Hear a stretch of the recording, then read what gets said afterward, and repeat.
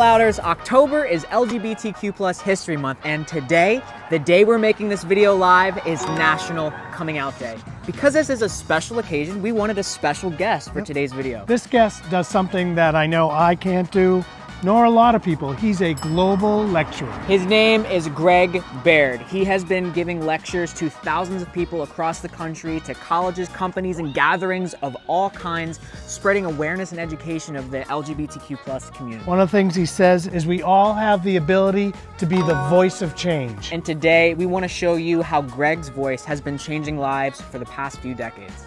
Happy National Coming Out Day to everyone, and without further ado, introducing Greg Baird. Welcome to Hi, guys. Out Loud. He's Thank with us you. down in Key West right now.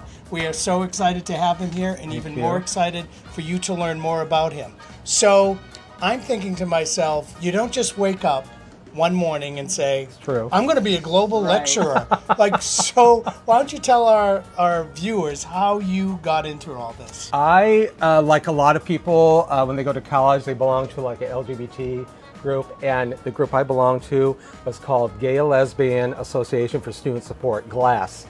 And shocker, I was a social director after about 2 weeks. Shocker. So I just got involved and spoke at the residence halls, and then my degree was in education. Okay. Worked at Interlochen Center for the Arts, started the first Gay Straight Alliance. It's in Northern Michigan, and just belonged to a variety of groups, and worked at a college where I was director of a lecture series and met some influential people. And I was speaking part-time for several years, and then 2003 rolled around and an agency said to me that I worked with, we'd like to represent you full-time, but you need to be near a major airport to fly in and out. And I was in Northern Michigan, no major airport other than Traverse City. So moved to Chicago and building up my career and talks and different things. So yeah, and do a little filmmaking on the side. And with that being said, how do you think, where are we going? What is the future? So what I see right now, as a lot of us know, we seem to be in a country or in a world, we're on edge all the time, and people are angry. Yeah. Or they're on the cusp of being angry. And I just tell people, for one, get your information from the news, a good news source. Good news source. A good news source. Is there one? Yeah, is there one? But turn off the TV and step away, but you need to do things outside of yourself for the community. Yep. And that's the big point. But where we're going, I think eventually we're going to get, people are going to get fed up of the bigotry and the hate. Where that point is from right now, I don't know, but my encouragement is there's a lot of us older guys that have been doing the work a long time, and the younger ones need to step up, and not everything's done by a cell phone or a camera, but you need to be proactive and be there, and as I always say, share your stories face to face, because it changes the world.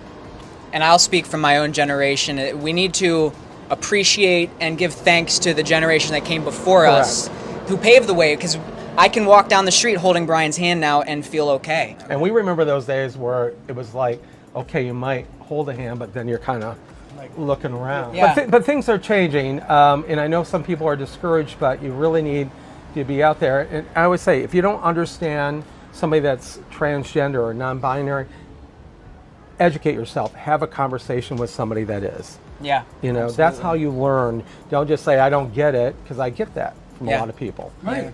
If you don't get it, well then educate yourself so you do, and don't pass that hate on to other family members. Educate them to be better people. Absolutely. Well, hello and welcome to I Love Gay Today, sponsored by GayRealEstate.com. And we are here with a repeat guest, somebody that we haven't chatted with online for over 2 years. It's Greg Baird from Chicago. How are you? Hey, I'm good. How are you? Fantastic. I have enjoyed since our last, as the kids say, sesh together. But in our last session, I've enjoyed because I've stayed on top of. You've really been evolving lately. Where I remember before you were like on Twitter and LinkedIn, but I see you a lot now on TikTok as well. I am. I've expanded a lot of things. So, I'm trying to be one of the cool kids, the millennials, and do the TikToks and do different things. And it's good for promotion for my lecture career, and then also my little side business I have, which is Gregor Seasoning. It's my I sell food seasoning on the side that I do when I'm not busy with everything else. So. Yeah. But no, you've got a lot coming up because I know one of your personal history passions is the history, and the LGBTQ History Month is coming up next month. Absolutely. So, my summers are spent a little R&R time. Also, it's revamping a lot of lecture things and what is pertinent and a lot of people like. And so I'm talking a lot about allyship for LGBTQ+ History Month, and also intersectionality, which is really important to talk about, power and privilege and things like that. There was a deep fear growing up and I ran into a lot of friends that went to education and then stopped because he said, I can't live my authentic self and be a teacher. And I felt horrible for them because they would have been great educators. And I lived that. I lived that fear. I had hundreds of kids that maybe even several thousand that I was worried about. And in the long run, I will tell you, they were not the ones that I had to worry about. It was the parents. It's always the parents. And that came down the pike. And now some of them are, oh my God, they're in their 40s now, that still go back and say, you set an example for me as an ally. You set me as an example for me growing up queer. You were there, you were out, people loved you. So to me, that's just a soulful journey for me.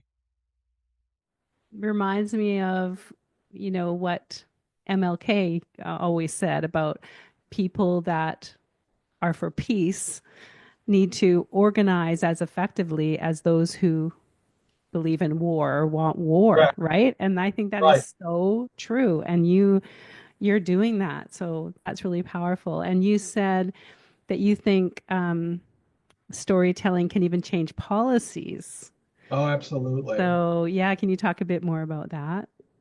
I think when people stand up in front of, the Senate or even at their company or school district meetings, they really can create change. And the thing is, it's our allies, it's our straight allies that are there standing side by side with us. They're releasing their power and their privilege. So, they're invited to the table with us, but with the understanding that you need to be with us, and you can do it in your own way. But those policies, those laws can be changed. I think people feel like, oh, we can't do anything, it's already in the books. No, you're going to see an unwinding of things, and we need to remain strong and not put our tail in between our legs and walk away. Yes. That's where the things change. Let people walk away from you feeling like a better human being. Love it. That is so great.